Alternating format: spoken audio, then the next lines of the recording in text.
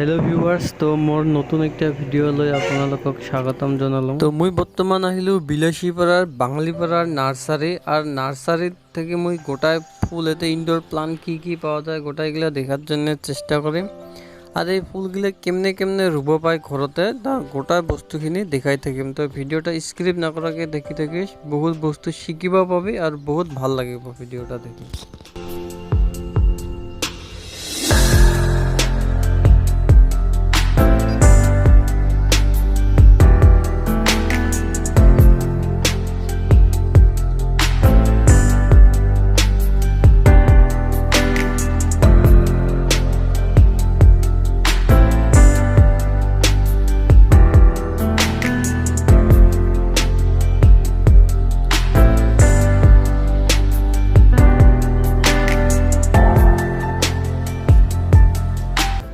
এগুলো কি গাছগুলো আলাদা করে কিনে আনছেন?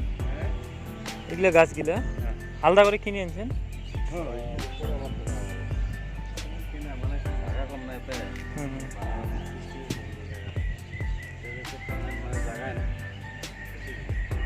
এই মাটিটাত কি কি মিশিল আছে?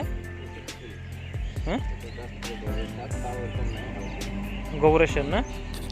तो इमार लगत कथा कय बहुत कथा जाना गेल जे कारणे प्लांटगुला मोक घरत जाय लागाबा लागिब और एगुला बस्तुत माने कत परिमाणे सार দিব লাগিব कत परिमाणे पानी कत परिमाण माटी गोटाय बस्तुगुला इमार थेके मैं जाने निलाम और भिडिओटा देखे आपनालोके शिखबा पारेन।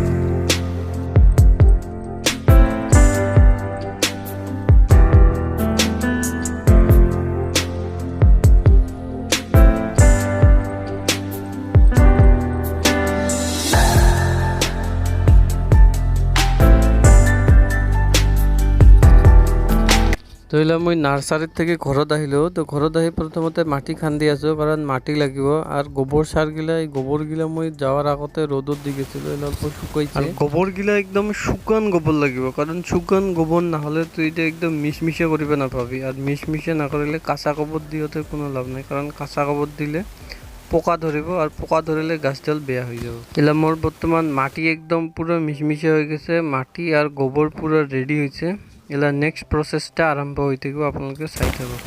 আর মই আনছো প্লাস্টিকের টাপ আর প্লাস্টিকের টাপত এই দুইটা ফুটো করার কি কারণটা লাস্টত দাস পাবে কারণ দুইটা করে বা তিনটা করে ফুটো লাগবে কিন্তু তলত আর খালি মাটি আর গোবর সার দিলে না হবে ভার্মিক পোস্টটাও দিব লাগিব আর এই ভার্মিক পোস্টটা মাটি আর গোবরের লগত মিশল করব লাগিব। তো এইটা পরিমাণ অত দিবা না লাগে অল্প কম পরিমাণ দিব লাগে বহুত কম দিব লাগে দিয়ে মাটি আর গোবরের লগত একেলগতে মিক্স কৰিব পাৰা বা টাপত দিয়াৰ পাছতো মিক্স কৰিব পাৰা আর এই প্যাকেটিংটা কাটিতে গেলে ধ্যান রাখিব লাগিব যে যাতে শিপা যাতে কোনো চট না পায় কারণ শিপা যদি চট পায় তাহলে গাছের পুলিটা মরি যাওয়ার চান্স বহুত থাকে। তার জন্য শিপাটা যাতে কোনো কিবা নহয় লাগে মাটি অল্প খলি যাওক কিন্তু শিপার যাতে কোনো অসুবিধা না। আর টাপত যেগুলো ফুটো করা হয়েছে ওই টাপের ফুটোগুলো কিন্তু শিলের টুকরা ইনকু করে দিব লাগিব আর এটা ধ্যান রাখিব লাগিব মাটি দিয়ার টাইমত যাতে এটা যাতে মানে ডিসব্যালেন্স না হয় ফুটার মতে যাতে পড়ি থাকে আর এটা কেউ দিব লাগিব এটা লাস্টত দাস পাবে। সার মাটি আর কম্পোস্ট দেওয়ার প্রসেস দুইটা আছে একটা আছে টাপত দিয়ার পাছত মিশিলা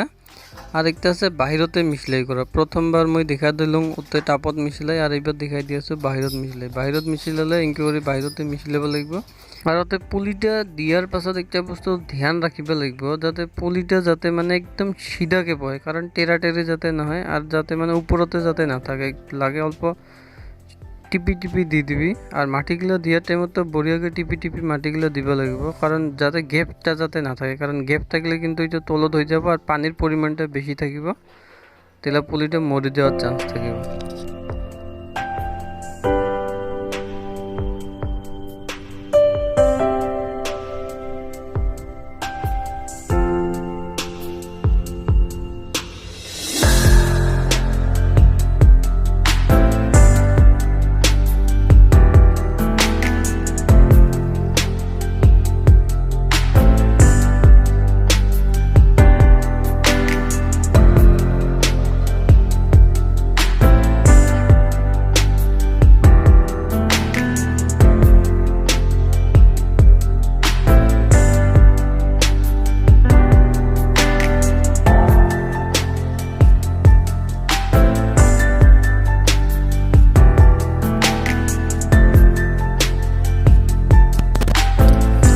মোৰ বৰ্তমান গোটাই পুলিগিলা মানে ৰোৱাৰ প্ৰচেষ্টা হৈ গ'ল, একদম পুৰা ৰেডি। এটা এলা নেক্সট প্ৰচেছ হৈছে পানী দিয়া।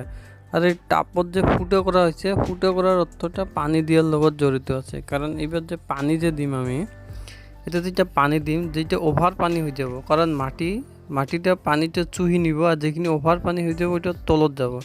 আৰু তলের পানীখিনি যাওয়ার রাস্তা হৈছে তলের ফুটা। কারণ ফুলত পানী দিব লাগে, কিন্তু অভার পানী নহয়, কারণ অভার পানী দিলে ফুল মৰি যাওয়াৰ চান্স থাকিব। তাৰ জন্য ফুটোটা কৰা হয়েছে যাতে অভাৰ পানীখিনি যাতে তল দি মানে বাহিৰত পৰি যায়।